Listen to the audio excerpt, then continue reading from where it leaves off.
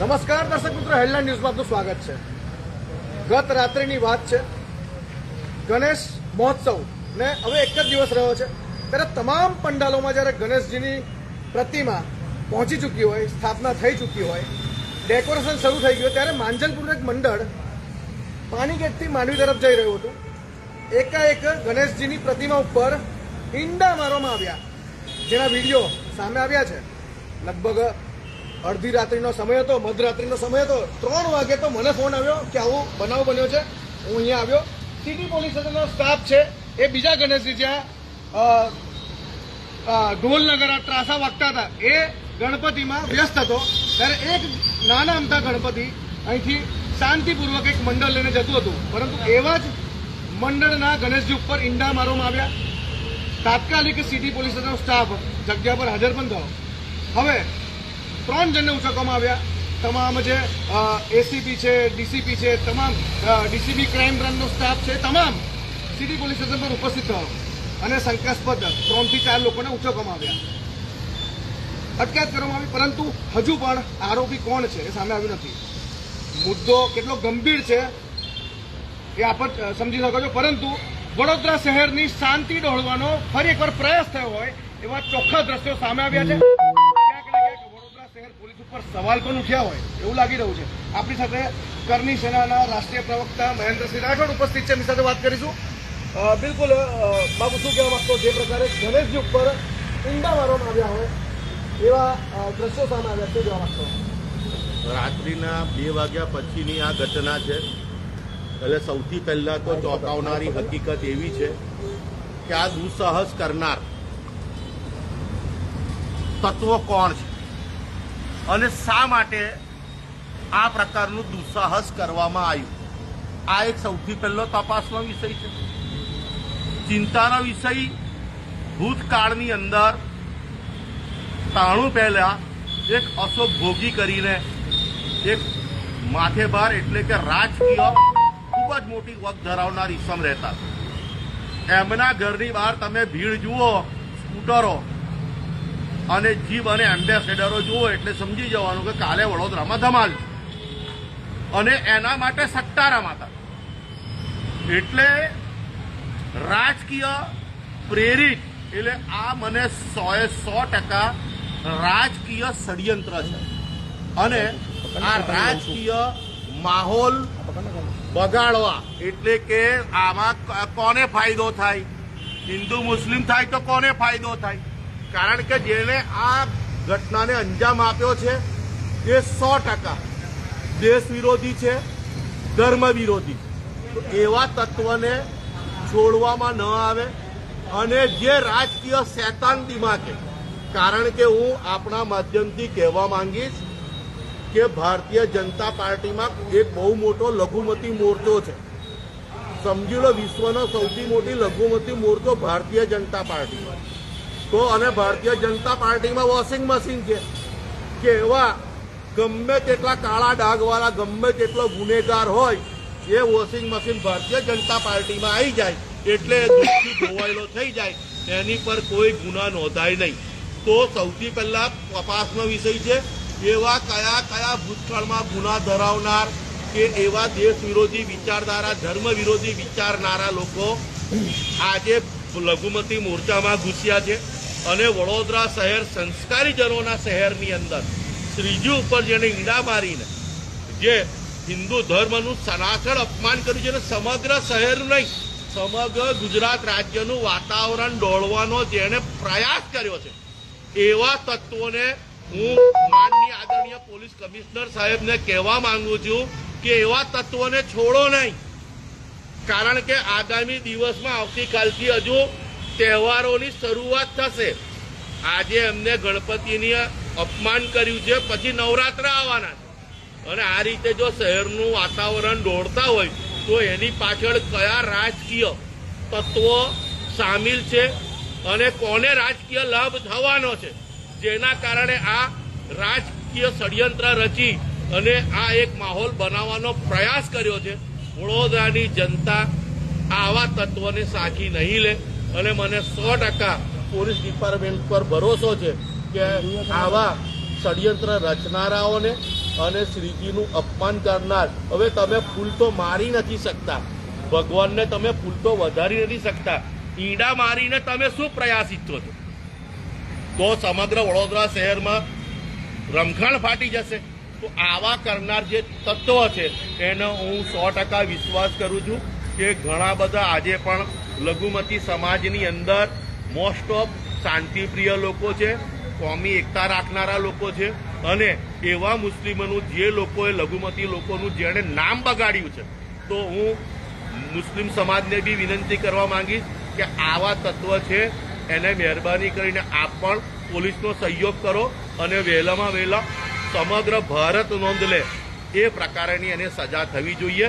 આવાના ઉઘાડા કરીને વરઘોડા કાઢવા જોઈએ. બિલકુલ મુસ્લિમ સમાજ ગણ્યા ગાંઠ્યા 4-5 જણના કારણે કે 2-5 જણના કારણે મુસ્લિમ સમાજ પણ અહીંયા અપમાનિત થતો હોય એવા દ્રશ્યો પણ મોડી રાત્રે જોવા મળ્યા હતા. પરંતુ વાત એ છે કે બાપુ હવે માંગ એવી છે તમામની મંડળોની કે પ્રજાની તમામની માંગ એવી છે કે જે પણ ગુનેગાર છે એમને ગુસ્સી ટોપ થવો જોઈએ. શું કહેવા માંગશો?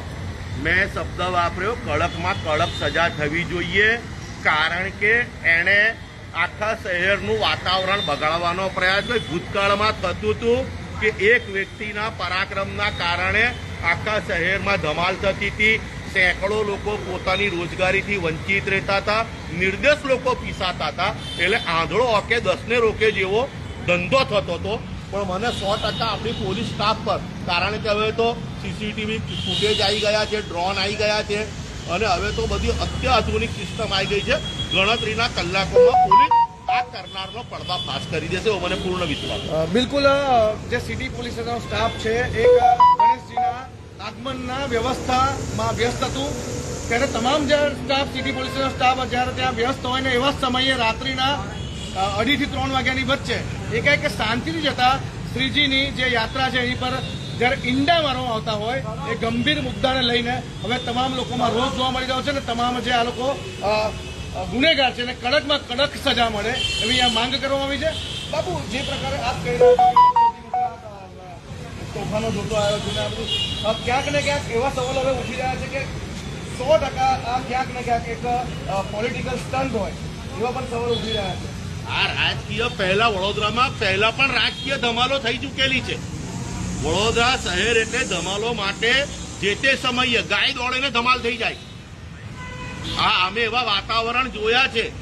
ખાલી એક અફવાની અંદર આખા વડોદરા શહેરમાં ધમાલ થાય ને કર્ફ્યુ લાગી જાય. બરાબર છે. એટલે તો મેં તમને કીધું આંધળો ઓકે 10 ને રોકે. આનાથી રાજકીય કોને લાભ થઈ શકે છે? કદાચ કોઈ ઇસ્યુથી ભટકાવવા માટે આ રાજકીય કોઈ ષડયંત્ર રચી અને આ ઘટનાને અંજામ તો નથી આપવામાં આવ્યો. આ ઘટના સામાન્ય નથી.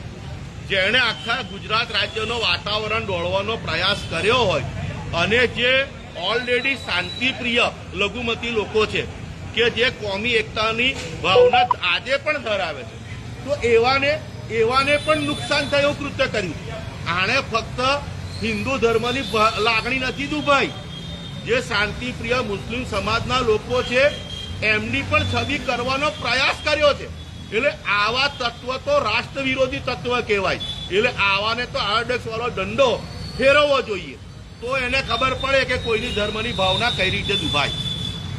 બિલકુલ અહીંયા ખૂબ જ રોષ જોવા મળી રહ્યો છે. પરંતુ વાત કરીશું કે જે પ્રકારે રાતના સમયે જે કૃત્ય કરવામાં આવ્યું કેટલાક અસામાજિક તત્વો દ્વારા, એમાં તમામ હિન્દુ હોય કે મુસ્લિમ હોય તમામમાં એક રોષ છે કે આવું ના થવું જોઈએ, કોઈ પણ ધર્મની લાગણી દુભાવી ના જોઈએ. ત્યારે મહેન્દ્રસિંહ રાઠોડ પણ આપણી સાથે ઉપસ્થિત હતા. હવે નિલેશભાઈ વસઈકર જેઓ વિશ્વ હિન્દુ સંગઠનના પ્રમુખ છે એમની સાથે વાત કરીશું. નિલેશભાઈ શું કહેવા માંગશો? જે પ્રકારે આ અત્યારે ઘટના ઘટી, ગણેશજી ઉપર ઈંડા મારવામાં આવ્યા, શું કહેવા માંગશો? ખરેખર વિશ્વ હિન્દુ યુવા અને સાંસ્કૃતિક સંગઠનના જે પ્રમુખ તરીકે હું નિલેશ વસઈકર, અત્યાર સુધી પથ્થરમારાની ઘટના બનતી હતી, પરંતુ હવે તમે જુઓ કે ગઈકાલે રાત્રે ઈંડા મારવાની ઘટના બની છે. એટલે આ 100% કોઈ રાજકીય ષડયંત્રના ભાગરૂપે હિન્દુઓની આસ્થાની જે લાગણી છે કેમ દુભાઈ એના માટેના આ પ્રયત્નો થઈ રહ્યા છે. અને તમને તમારા માધ્યમથી, ચેનલના માધ્યમથી હું કહેવા માંગુ છું કે તમે લોકો સૂતેલા શેરને જગાડવાનું કામ કરી રહ્યા છો, અને જો સૂતેલો શેર જાગે ને પછી એ ખાઈ જાય આખો માણસને. એટલે તમે હિન્દુઓની તાકાતને તમે નાનું ના સમજશો. હિન્દુ સમાજ બહુ શાંતિપ્રિય છે, અને અમારા જે ધાર્મિક તહેવારો છે એ ધાર્મિક તહેવારો માટે અમે કટિબદ્ધ છે, અને અમને ગણેશ બાપ્પા એટલે અમારા કોઈ બી શુભ શરૂઆત થાય છે ત્યારે ગણેશ બાપ્પાને લાવવામાં આવે છે. અને તમે ગણેશજીનું આગમન થાય છે ત્યારે આવા જે નામર્દો છે, આવા જે અસામાજિક તત્વો છે, એ અસામાજિક તત્વો તમારી તાકાત ઈંડા મારીને જ બતાવો છો.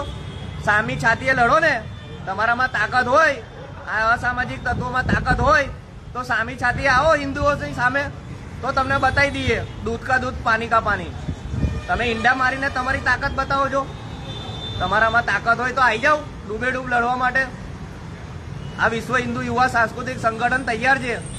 તો ગઈકાલે રાત્રે હું એક સામાજિક પ્રસંગમાં, સંગઠનના કે કાર્યકર્તાના પ્રસંગમાં ગયો હતો. ગઈકાલે રાત્રે જ મને મેસેજ આવ્યો, અને આજે સવારે જ હું અહીંયા દોડીને આવ્યો છું. હવે સાંજે કાં તો પછી આવતીકાલે ગૃહ રાજ્યમંત્રી હર્ષભાઈ સંઘવી સાથે પણ વાત કરવાનો છું. અને આ જે ઘટના છે, અસામાજિક તત્વો દ્વારા જે હિન્દુઓના જે આગમન સમયે જ્યારે આ ઘટનાઓ બનતી હોય અને હિન્દુઓને છેડવામાં આવી રહ્યા છે, કારણ કે હિન્દુ શાંતિપ્રિય જનતા છે અને અમારા તહેવાર ચાલે છે, એટલે આ લોકો સૂતેલા શેરને જગાડવાનું કામ કરી રહ્યા છે. એટલે આગામી સમયમાં ગૃહ રાજ્યમંત્રી હર્ષભાઈ સંઘવીને વાત કરવાનો છું. આપણા દેશના ગૃહમંત્રી અમિતભાઈ શાહને પણ હું ટેલિફોનિક વાત કરવાનો છું કે આ પ્રકારની જે વડોદરા ઉત્સવપ્રિય સાંસ્કૃતિક નગરી કહેવામાં આવે છે, તેઓનું વડોદરા સિટીનું માહોલ દોડવાની કોશિશ કરવામાં આવે છે.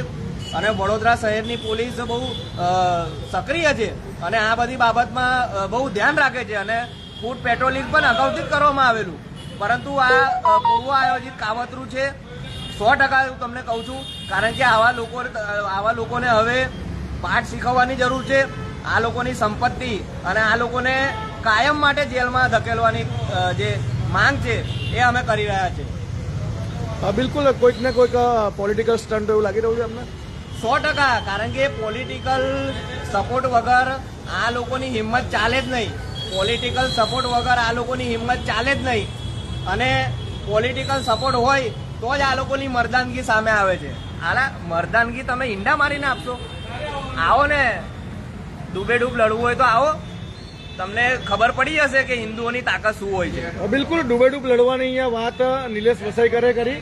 પરંતુ હવે મહેન્દ્રસિંહ રાઠોડને એક સવાલ પૂછીશું. બાપુ, શું કહેવા માંગશો? અસામાજિક તત્વોના ઘર ઉપર બુલડોઝર ફરવા જોઈએ, યોગીવાડી કરવી જોઈએ કે નહીં? મેં તમને પહેલા જ કીધું કે એવી સજા નક્કી કરો કે બીજી વાર આ પ્રકારનું કાર્ય કરતા નહીં, વિચારતા પણ એના હાથ કાંડા ગરુજવા જોઈએ.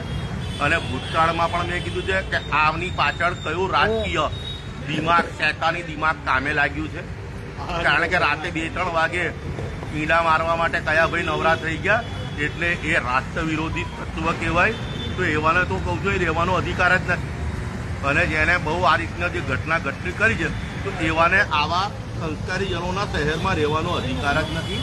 અને એવા વિચારધારા ધરાવનારાઓને બી તાત્કાલિક શોધી કાઢી અને યોગ્ય યોગીજી જેવી કાર્યવાહી થાય એ હું ઈચ્છું. બિલકુલ એડિશનલ સીપી લીનાબેન પાટીલ છે, એમને પણ કહ્યું, મારા પોલીસ ડિપાર્ટમેન્ટ પર પૂરેપૂરો ભરોસો. એમને પણ કહ્યું કે જો ગુનાહિત ઇતિહાસ ધરાવતા હશે તો એ લોકોને ગુસ્સીટોક કરવામાં આવશે. 100% પોલીસ સ્ટાફ પર ભરોસો છે અને ગણતરીના કલાકની અંદર પોલીસ ભેદ ઉકેલી રાખે.